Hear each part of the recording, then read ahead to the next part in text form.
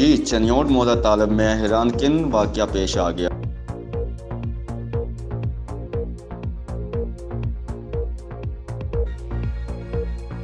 नहर से दर्जनों सांप निकल आए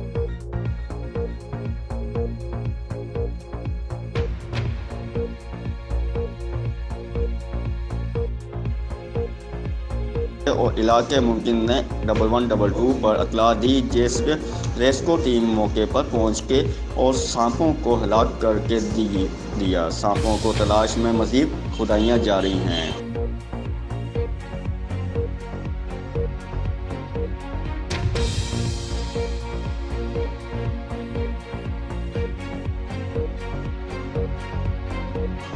डायरेक्टर ऑफ पंजाब मरीन मकसूद चिन्योटी, मिशन न्यूज़ चनियोट।